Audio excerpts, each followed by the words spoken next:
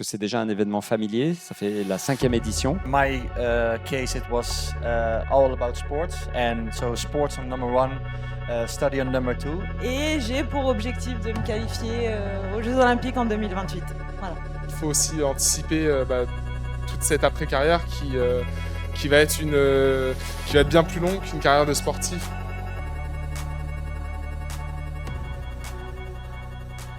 Mesdames, Mesdemoiselles, Messieurs, bonjour. C'est un grand plaisir que de vous accueillir ici aujourd'hui dans un programme qui n'était pas, celui que nous avions prévu au départ, mais la météo, je ne sais pas si vous voulez dire la météo ou l'allié, enfin bref, nous avons eu quelques petits soucis. Comme vous le savez, la première bonne nouvelle, c'est que tout le monde va pouvoir déjà participer aujourd'hui et courir demain, courir, nager, etc. Donc ça a été officiellement confirmé il y a environ 1 heure. Alors nous sommes ici accueillis par Monsieur Sacha Rosenthal, président donc on va dire déjà de Yota. Voilà, de Yota, parce que c'est Yota qui nous intéresse aujourd'hui. C'est grâce à lui et à ses équipes que je tiens vraiment à remercier, parce que pour avoir découvert tout le travail qui se fait depuis de longues semaines, hein. Les équipes de Yota, croyez-moi, font un travail extraordinaire pour vous accueillir de la meilleure façon, et je pense qu'entre aujourd'hui et demain, vous passerez de très, très bons moments. Alors Sacha, donc tu vas nous dire quelques mots de bienvenue. Tu es passé à travers différentes émotions, ascenseurs émotionnels, comme on dit, depuis ce matin, mais là, c'est de nouveau un joli sourire sur ton visage.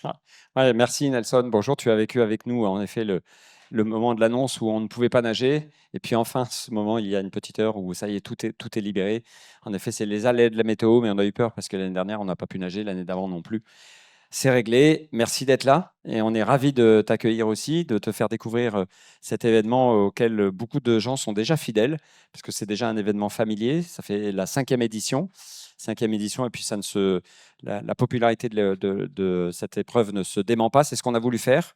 Une grande épreuve fédératrice pour fédérer autant des gens qui aiment le sport, qui aiment courir un petit peu, se bouger, mais vivre quand même des émotions fortes. Et puis fédératrice avec des athlètes de niveau mondial, de haut niveau. On parlera tout à l'heure de Menno qui est juste à côté de toi. Sorry Menno for my English. We'll speak English together, We'll don't speak worry. English. Menno vient des Pays-Bas. Voilà. Et donc qui a gagné déjà plusieurs fois la Iota et qui nous a fait le plaisir d'être ici avec des très belles performances cette année. Donc ça réunit vraiment ces fédérateurs. Donc en effet, on a eu peur, mais plus de peur que de mal, et on va enfin pouvoir prendre du plaisir. C'est pour ça que je suis un peu libéré. Donc, Ah bah, tant mieux. On peut vraiment applaudir Sacha Rosenthal, parce que vraiment, je peux vous dire qu'il y met vraiment tout son cœur. Alors, nous avons donc autour de cette table, comme je veux être sûr de la prononciation, nous avons, honneur aux dames naturellement, nous avons Margot Garabédian. Alors Margot, c'est intéressant parce que vous avez, je dirais, plusieurs nationalités. Vous êtes franco-cambodgio-arménienne. Enfin, je ne sais pas s'il faut dire ça, c'est un petit peu tout ça. Est-ce que, pour vous présenter, bien qu'ici, je pense qu'à peu près tout le monde vous connaît, peut-être vous présenter en quelques mots et nous dire les grandes lignes de votre palmarès. Eh bien, bonjour à tous. Moi, c'est Margot Garabédian. Je suis en effet surtout franco-cambodgienne, des origines arméniennes de par mon nom de famille. Je cours pour le Cambodge. Je représente le Cambodge à l'international. Et voilà, c'est la 5e année que je suis ici sur la Iota. J'ai gagné la première édition. J'espère que demain sera une chouette journée pour moi. Et j'ai pour objectif de me qualifier aux Jeux Olympiques en 2028. Voilà. Ça, c'est déjà effectivement à signaler. Et Pierre Lecor, j'imagine, nous rejoindra dans quelques instants. Nous avons ici Menno Colas, qui donc nous vient des Pays-Bas. Menno, good afternoon. Oui, alors, je vais devoir vous faire la traduction brièvement, rassurez-vous. Menno, I suppose for you it's a pleasure to be here. Is it the first time? No, it isn't the first time. It's the third time. Yeah. Sorry for to speak That's English. all right, My it's French is a 0. Okay. Yeah, it's the 3rd time already, so it's always nice to. I'm not French, but I feel really at home when I Alors, come c'est back. la 3e fois que je viens ici. Je ne suis pas de nationalité française, mais je me sens vraiment ici, à la maison, in Vichy. What have been your best performances up to now here in Vichy? Quelles ont été vos meilleures performances J'ai l'impression d'être à côté de Raphaël Nadal. Là. What have your best performances here in Vichy? I competed 2 times before and Yeah. I won 2 times. So Alors, c'est assez clair. J'ai participé 2 fois, j'ai gagné 2 fois. Donc, voilà. Today you are a professional triathlete. Yeah, yeah. How many races do you do per year? C'est un athlète professionnel, hein, tout à fait professionnel. À combien de triathlons participez-vous dans l'année? I think around 6 to 8 races. Yeah. I do full distance triathlon, so it's the full Ironman. Alors 6 à 8 Ironman, donc ça c'est la distance totale, comme vous le savez, avec le marathon et ainsi de suite. Moi, si je devais commencer, je terminerais à Noël. Donc voilà, je sais à peu près de quoi il s'agit. And other races like these. Yeah, this is in the first time was in 2023 and it fits really good in my schedule. So I really like to swim with pedals. Yeah. So the format really suits me. Alors donc c'est la, je crois, 3e fois cette année que je participe à une épreuve comme celle-ci et j'ai notamment un coup de cœur pour la natation. Et alors, bienvenue. Alors, bah oui, ça tombe bien. Et il est en retard parce qu'il est venu en courant, c'est pour ça. Pierre, il a traversé, à moins qu'il ait traversé à la nage, je ne sais pas. Pierre, bonjour, rebonjour. On a pas mal parlé ensemble de tout à l'heure pour préparer cet entretien. Pierre, donc vous êtes un athlète tout à fait professionnel. Alors, ce qui m'impressionne chez vous, c'est que vous êtes athlète, en même temps, vous êtes un cerveau, je ne veux pas vous faire rougir, mais enfin voilà, vous avez vraiment, et surtout, et c'est assez rare en matière de sport de façon générale, vous anticipez votre fin de carrière, vous m'avez dit dans 1 an et demi, c'est ça? Oui, effectivement, c'est ça. J'arrive à un âge avancé, on va dire, pour le sport et c'est très compétitif. Donc, 36 ans. j'ai 36 ans aujourd'hui. Âge avancé, bon, tout alternatif. Ouais. Et c'est vrai que pour le sport de haut niveau, voilà, ça commence à compter. Et puis, voilà, il faut aussi anticiper toute cette après-carrière qui va être bien plus longue qu'une carrière de sportif. Alors ça, c'est très intéressant ce que vous dites, Pierre, parce que souvent des sportifs, et bon, comme vous imaginez, j'en connais pas mal, qui n'anticipent pas justement. Et ils oublient le fait que finalement le sport, c'est un quart de la vie, voire un tiers dans le meilleur des cas. Et après, il y a tout le reste. Ouais, effectivement, c'est ça. Bah, moi, j'ai toujours anticipé. Après, j'aime étudier. Donc, j'ai toujours essayé de privilégier le sport et les études. Est-ce que vous pouvez nous dire en quelques mots les études que vous suivez donc parallèlement? Alors, actuellement, rien. Pour l'instant, je suis en train de regarder pour refaire un master, mais j'ai commencé au collège par le sport et études. Donc, dès la 6e, j'ai fait ce double cursus qui est le sport et les études. Au lycée également. Et puis, je suis parti 1 an aux États-Unis pour poursuivre le sport et les études parce que c'est vrai que le lycée aux États-Unis est bien plus propice au lycée en France où c'est assez compliqué d'allier le sport et les études.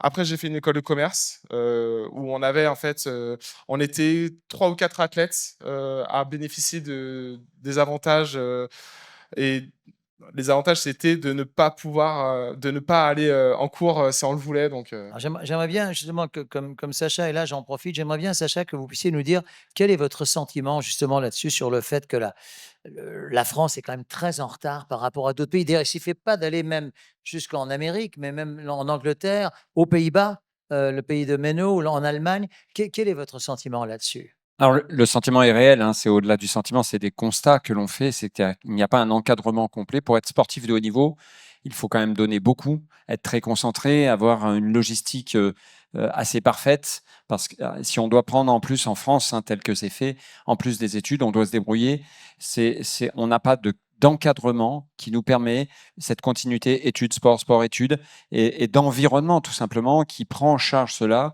et qui nous permet de nous amener ça. Aux États-Unis, on le sait très bien, il y a des universités où tout est dans l'université, sport sport de haut niveau, études. Donc, on a un lieu, un emplacement, un encadrement. Ça n'existe pratiquement pas en France, en fait.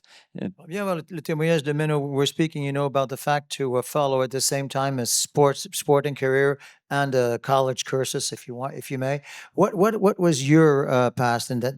How were you able to manage sports and studies? Que je demande je demande à Menno comment est-ce qu'il a réussi à concilier finalement études et sport.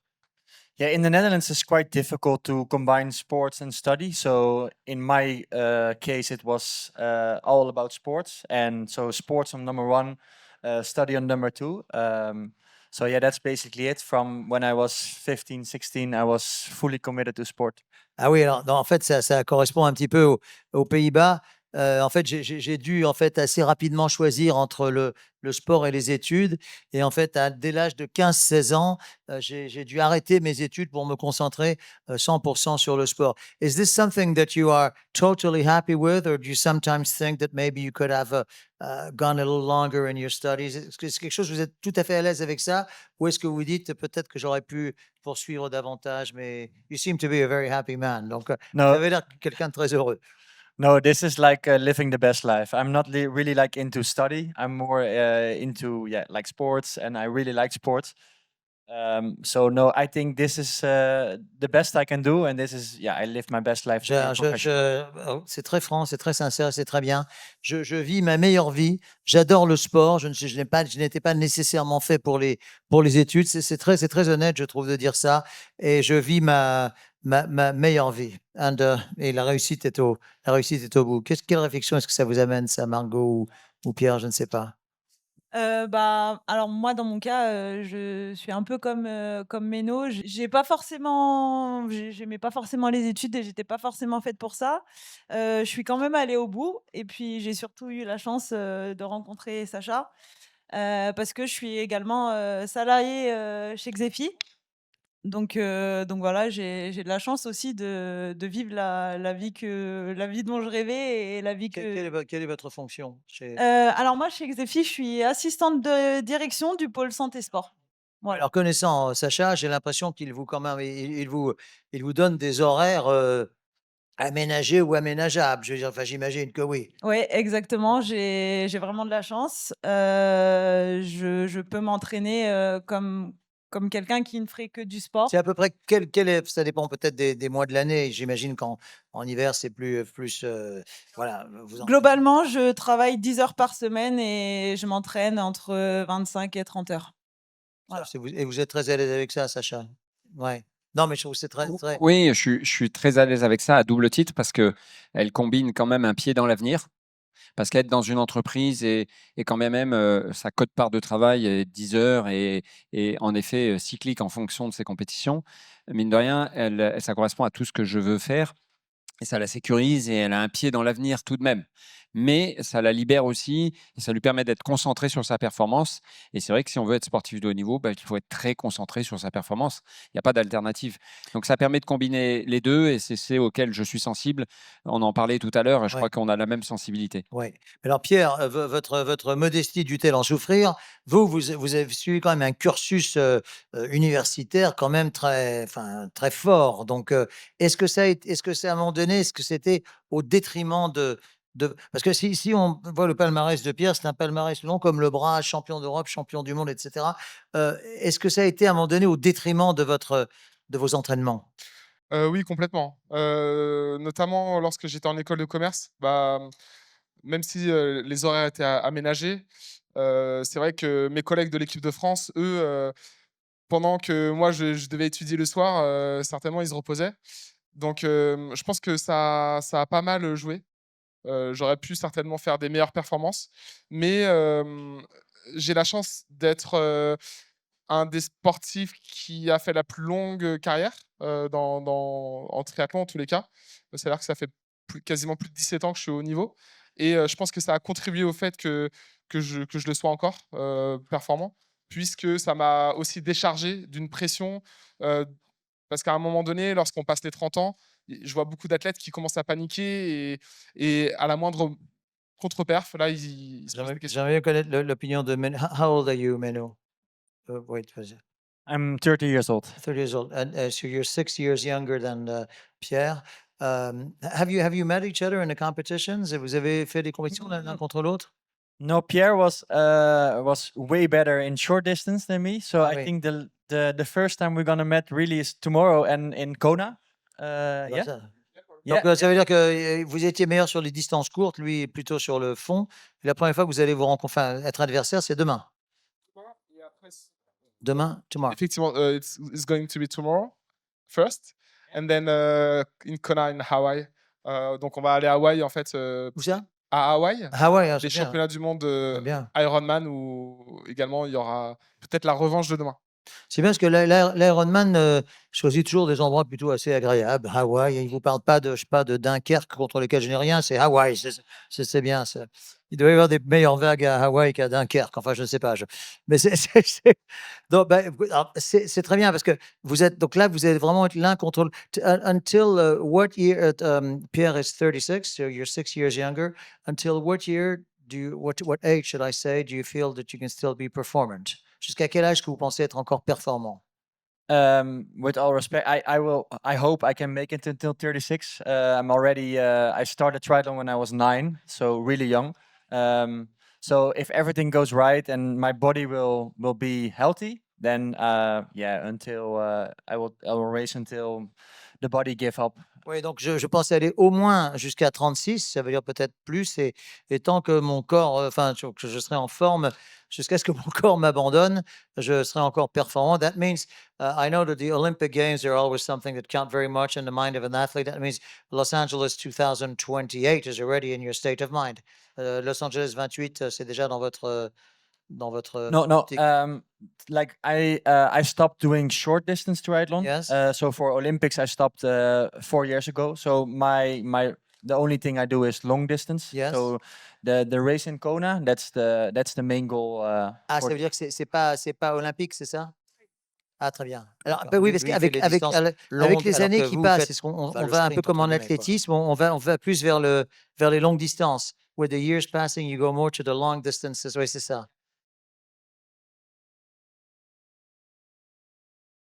Exactement, ouais. En triathlon, en fait, on a 2 circuits, hein. Il y a le circuit, courte distance avec, les Jeux olympiques, et donc ça va représenter un peu à ce qu'on va faire demain, finalement, la distance, 400 mètres, 4 kilomètres. Donc c'est pour ça que demain, on verra beaucoup d'athlètes de la distance olympique qui seront présents. Il y aura très peu de personnes du longue distance comme Meno et moi. Mais après, il y a le longue distance, qui est plus sur le côté marathon, donc Ironman. Et là, c'est le distance pour la IOTA, 800 et 8 km. Et vous, Margot, vous considérez plus comme une sprinteuse ou comme une fondeuse, si je puis dire? Ouais, bah, j'espère, jusqu'à Los Angeles être plutôt une sprinteuse et puis après on verra, pour passer sur quelque chose d'un peu plus, endurant. Ça, c'est vraiment dans votre. Je sais que normalement, on ne demande pas aux jeunes femmes leur âge, mais enfin bon, là, c'est vous sommes J'ai 30 ans. sportif. Ah, oui, Ouais. donc c'est à peu près l'âge. C'est l'âge, comment? C'est l'âge où on est le plus performant, c'est ça? C'est-à-dire que Pierre est une sorte de vétéran. On verra demain si c'est un Oui, vétéran. exactement, exactement. Oui, pardon, Margot, oui. Non, je pense que bon, il y a quelques jeunes athlètes comme Cassandre qui sont performants, très, très jeunes. Enfin, Cassandre, c'est plutôt Cassandre Beaugrand. Cassandre Beaugrand, tout à fait, qui a été très performante, jeune. Mais avant elle, on a eu beaucoup d'athlètes. Les dernières championnes olympiques, par exemple, avaient plus de 30 ans. Donc je me dis que j'ai encore mes chances, ouais. Et puis après, j'aimerais bien partir sur le circuit longue distance, pourquoi pas. Alors, vous, Pierre, donc si je considère 1 an et demi, là nous sommes en 26, donc c'était jusqu'à fin 27. Enfin, ça veut dire que vous faites abstraction des JO de LA. Oui, effectivement, là, j'ai annoncé à l'équipe de France que je me retirais du circuit olympique en début d'année pour pleinement me concentrer sur longue distance. Donc, j'ai eu la chance, entre guillemets, de pouvoir décider de mon départ, Oui. parce que parfois, on n'est plus sélectionné et c'est la fédération qui nous met de côté. Et là, moi, j'ai pu avoir la chance de. Là, je tiens vraiment à voir l'intervention de Sacha, parce que là, comment on en a parlé, même déjà dès hier soir, cette forme, je vous cite, Pierre, la fédération nous met de côté, donc forme d'abandon. Ouais. que je trouve personnellement scandaleux. Et d'ailleurs, c'est pas seulement dans le triathlon, c'est dans plein, plein d'autres sports. Si je vous parle de l'athlétisme, le roi des sports olympiques où les athlètes sont vraiment mis de côté comme si. Enfin, je trouve que c'est même assez révoltant. Je crois que nous partageons. Quel est votre sentiment? Deux choses en fait, Sacha. Un, quel est votre sentiment? Mais ça, je le devine. Et deux, qu'est-ce que vous ou d'autres chefs d'entreprise peuvent faire pour lutter contre ça? Alors nous, à notre échelle, il faut être passionné parce que ça coûte. Et en effet, je considère, et je crois qu'on a la même considération, que ça devrait être le rôle des instances et qu'il n'y a pas assez vraiment de notion de l'importance du sport. Parce que le sport, c'est quelque chose d'extrêmement important et ces jeunes athlètes, ils sont l'exemple pour beaucoup. Et on devrait les aider, les accompagner, et bien au-delà de la fin de leur carrière, et pour les mettre sur les rails. Alors, à notre échelle, en tant que chef d'entreprise, c'est ce qu'on essaye de faire. Avec Yota, j'ai essayé de créer ce mouvement et je leur ai dit, il n'y a pas que ici, il y a notamment Margot et Pierre qui sont dans le team, mais il y en a d'autres aussi là-bas du team. Et on essaye de les accompagner et on essaye pendant cet accompagnement, en plus de parler, de dialoguer bien au-delà du sport. On a par exemple William Ménesson qui est par là, qui est aussi un ingénieur BI Data Analytics et qui travaille chez nous et qui a aussi des horaires aménagés. Donc, notre vision, c'est ça, c'est de dire, on n'accompagne pas des athlètes, d'abord, on accompagne des hommes et des femmes, des hommes avec un grand H, au-delà des athlètes. Et c'est ça notre vision, avec beaucoup de respect pour ce qu'ils font et ce qu'ils ont, mais bien au-delà, en tant qu'hommes, dans une carrière. Et modestement, bah, nous, le groupe Xefi, on a créé ça, Iota, qui est aussi au service des athlètes, et on a créé un team Iota qui les accompagne. Je demandais justement à Menno, are you helped by sponsors, by private sponsors? Est-ce que vous êtes aidé? Parce que bon, la conclusion que l'on peut tirer de tout ça, c'est que je pense qu'on sera d'accord, il y a davantage d'athlètes qui cherchent des sponsors que de sponsors qui cherchent des athlètes, hein. Ça, c'est certain. Are you helped by sponsors, private sponsors, or how does it go? Yeah. Who finances your competitions? The triathlon is not as big in the Netherlands as it is in France or like in Germany, so it's a little bit difficult to get sponsors, but there are some sponsors who help me, and you have some new races where there is more prize money, so in that total you earn your money as a professional. Combien, je pense que c'est pas indiscret de demander ça, Pierre, peut-être, dans une bonne année, combien est-ce qu'un triathlète peut gagner? Bah, alors ça va dépendre, on va dire, du niveau de l'athlète, donc Oui. et du Non, mais classement. non, mais un Classement mondial. professionnel, mettons un. Alors, globalement, un professionnel qui va être dans le top 50 mondial va gagner à peu près, entre 20 et 50 000 € par an. Par an. Oui, alors pour certains sports, évidemment, c'est un enfin bon, bref, suivez mon regard, oui, c'est Et ça sera vraiment le chiffre d'affaires. C'est-à-dire que de ça, il faut enlever, tous les frais qui Oui. est attaché à la compétition, au stage, et cetera. Donc, une saison, c'est à peu près 60 000 €, on va dire, entre 40 et 60 000 € par an. De dépenses ou de gains? De dépenses. De dépenses. Donc Il faut que les gains soient, Donc un athlète du top 50 mondial, survit, clairement. C'est-à-dire que, c'est les gains qu'il va gagner vont simplement lui permettre de pouvoir, pratiquer sa discipline. Après, le numéro 1 mondial peut gagner jusqu'à, 800 à 1 million € par an. ah, Donc ça c'est c'est assez exponentiel, effectivement, mais il faut être le numéro 1 mondial. ouais, oui. Oui, évidemment. No, we're talking about, what you spend, for all the traveling, the hotels, etc., and what you earn. And sometimes it doesn't make it so easy. Yeah, exactly. On me signale que Frédéric Aguilera, le maire de Biarritz, est arrivé. Donc, je ne sais pas. Qu'est-ce que j'ai dit? Qu'est-ce que j'ai dit? Ah, bon, c'est également une très jolie ville. Non, mais c'est surtout le nom, qui est le nom d'origine basque qui m'a mis en. C'est bien rattrapé, mais en plus, c'est vrai. Et j'aime autant. D'ailleurs, vous portez, monsieur le maire, vous portez le nom du stade de Biarritz. J'essaie de me rattraper. Voilà. Bienvenue chez vous.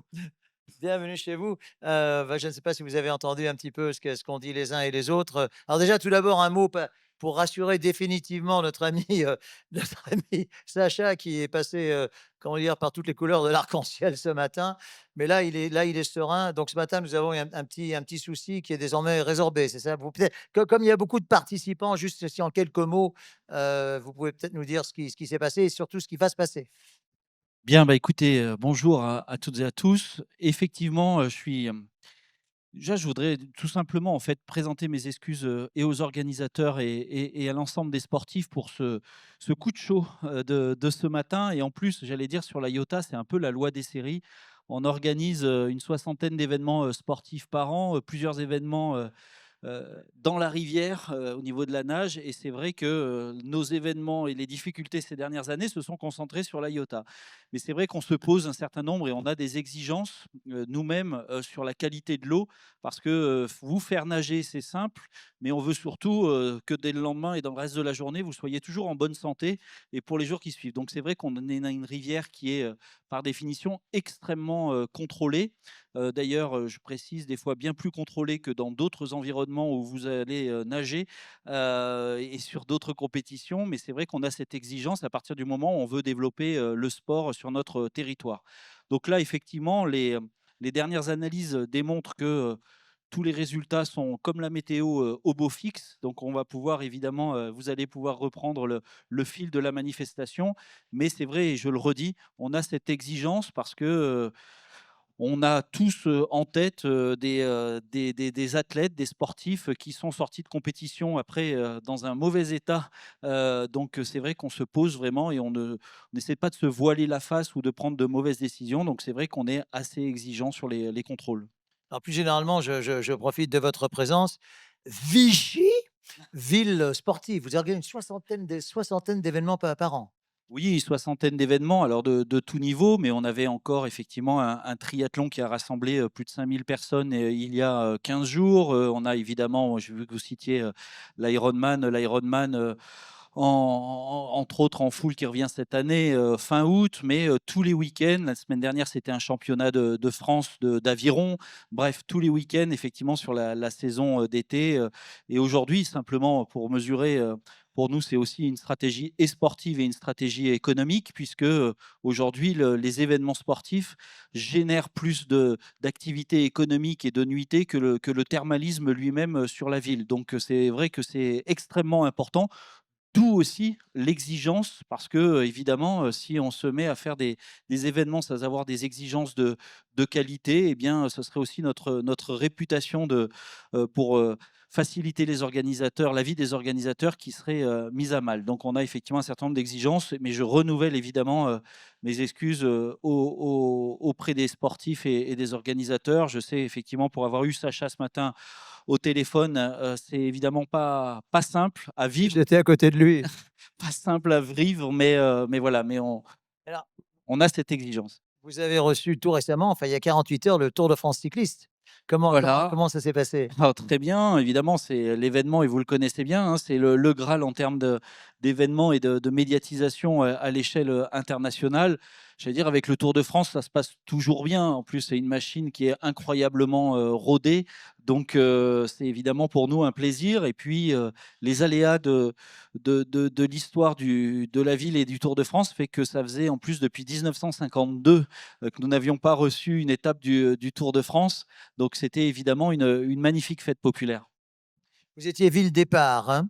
C'est vous qui Exactement. avez choisi, voilà, c'est par rapport au circuit, j'imagine, entre ville départ, ville d'arrivée. Oui, alors on choisit pas toujours pour autant ville départ, et même si c'est pour les plus sportifs, c'est souvent un peu moins prestigieux.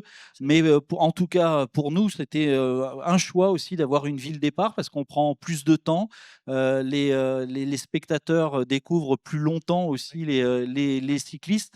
Donc c'était aussi un choix de prendre notre temps et de pouvoir avoir cet événement plus longtemps dans notre ville. Alors, en tout cas, avec le Iota, vous êtes à la fois ville départ et ville d'arrivée, là. Ça, c'est certain. Exactement. Alors j'espère parce que Oui. sinon c'est mauvais signe, Combien mais oui.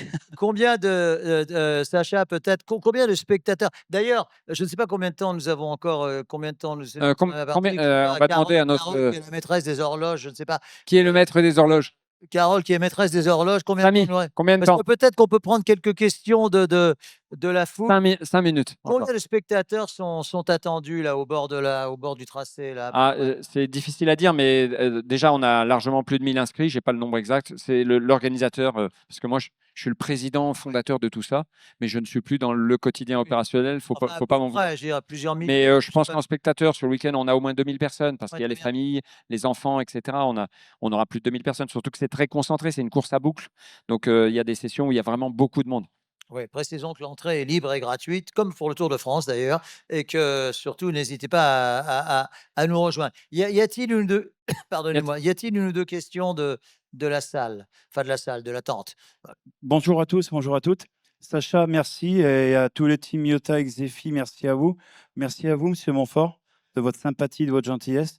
Merci, comme le disait Monsieur le maire, Frédéric Aguilera, et président de l'AGLO. Vichy, c'est une terre sportive, c'est sûr. Vichy, ça bouge énormément, ça décuple. On a aussi quand même cette chance d'être une ville UNESCO qui va fêter avec Basse dans pas longtemps les choses. Donc, il y a un label, il y a une construction, et ça, aujourd'hui, on peut que remercier nos élites politiques, si je peux dire, qui ont la chance d'être dans le bassin, dans la même catégorie et de visuel pour faire prospérer, que ce soit au département, à la région et à à l'agglo. Et donc, c'est grâce à des personnes super intéressantes, mais derrière qui arrivent à motiver les troupes, que ce soit les athlètes ou même les entreprises. Eh bien, c'est à un moment donné quelque chose d'énorme qui arrive ici à Vichy et qui régale les petits comme les grands. Je prends la parole en fait de tous les bénévoles parce que Qui sont nous, tous habillés en bleu clair. voilà, hein, tout ce c'est qui est ça, en voilà. bleu clair, on a nos Voilà. référents, on a nos responsables, mais on a des bénévoles pour nous. C'est une fierté et vraiment un terrible, on va dire, pour nous, c'est un boulot qu'on prend à cœur. On sait qu'on vient avant, on sait qu'on vient après, mais le pendant, il est là parce que, vous voyez, ce qu'on voit là, c'est pas au foot qu'on va avoir ça. C'est peut-être au rugby, mais pas au foot. La proximité des Là, je athlètes, crois que elle vous est là. allez faire plaisir à quelqu'un. Là. Donc, pour ça, un grand merci à vous tous. Et la question, est-ce Ah, qu'il il y sera a quand même une possible question. d'avoir un petit parcours, voire même avec liquide, pour que les personnes en situation de handicap qui ne sont pas très sportives, voilà, plus Zapet, puissent un jour le faire pour le fun, quoi, tout simplement. C'est une bonne Merci, question. Sacha. C'est noté. J'ai pas la réponse immédiate. Ça, c'est une question d'orga, mais c'est noté. Est-ce qu'il y a une autre question? Soyez pas timide. Oui. Ah. Ah, moi, je suis pas timide. Moi, alors, Jackie, Trimax Magazine. Alors, moi, je connais bien l'événement. Moi, j'ai deux petites questions à poser. La première, c'est à Margot. Margot, je sais que demain, tu vas partir légèrement en avant des hommes. Est-ce que pour toi, c'est un petit défi personnel ou tu pourras essayer que les hommes n'arrivent pas à la ligne d'arrivée avant toi? Bonne question. Bah, je vais déjà essayer de faire la course avec les autres femmes et on verra si je peux faire la course, devant les garçons, ça me va aussi. La seconde question, c'est à Pierre. Pierre, tu es parti sur le circuit international longue distance avec une préparation pour Kona, avec une qualification très, très tôt dans l'année. Comment tu fais pour planifier tes entraînements, pour arriver sur un court distance demain avec des qualités de vitesse qu'il va falloir pour aller chercher la meilleure place et préparer en même temps le longue distance dans 2 mois à Kona? Bah, du coup, là, j'avais une petite préparation justement pour l'Alpha Ironman que j'ai fait la semaine dernière et cette course-là. Et finalement, je prépare un semi-marathon et demain, ce sera un 20 km. Donc, c'est un peu les distances que j'étais en train de préparer précédemment. Et puis, bah, là, je vais entamer ma préparation Ironman dès la semaine prochaine. Mais dès demain, ça va être aussi une sorte de préparation également. Donc, non, tout se cale bien, en fait. Merci. J'ai une question pour toi, Sacha. Est-ce que tu peux expliquer à tous les gens qui sont ici, en tant que chef d'entreprise que tu es, comment tu fais pour travailler 80 heures par semaine et être présent demain au départ avec des qualités à 3,30 au kilo sur la course à pied?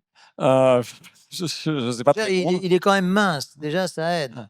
Je sais pas te répondre. Je travaille beaucoup. Voilà. Puis, je crois qu'il faut je prends soin de moi quand même, mais je sais pas te répondre. Je pense que je suis un peu un hyperactif. Voilà, on va dire ça comme ça. Il ne mange que des graines. Enfin, je ne sais pas. Non, mais voilà. Bon, écoute, je m'entraîne quand même autour de 14-15 heures par semaine depuis le début de l'année. Donc, normalement, je dois pouvoir faire demain, mais des fois, en effet, il faut concilier, c'est pas facile. Mais je travaille beaucoup et je m'amuse. Je crois que c'est le jeu, la passion qui me permet de faire tout ça. Voilà. Bah, ça sera peut-être le mot de la fin, Sacha. Comme c'est toi qui as le micro, peut-être que tu peux nous donner le planning de l'après-midi. Là, il est, je ne sais pas quelle heure il est 16 heures environ. Alors, oui, alors, je ne sais pas quelle heure il est. Il est 4 h moins 10. Moins 10. Alors, à 16 heures, on a un petit footing de reconnaissance du circuit avec tous les athlètes ouvert à tous, peu importe les courses dans lesquelles vous êtes inscrits, peu importe même si vous n'êtes pas inscrit. Donc, à 17 heures, on doit être arrivé parce qu'à 17 heures, on va faire tous, soyons spectateurs des Kids Ça va être passionnant. C'est très sympa de voir les enfants. À chaque année, c'est vraiment du bonheur. Et, ensuite, on a la run and run avec les entreprises et peut-être ceux qui ne font pas la M demain qui ont voulu s'inscrire, mais ça, je ne le sais pas. Mais donc, celle des entreprises.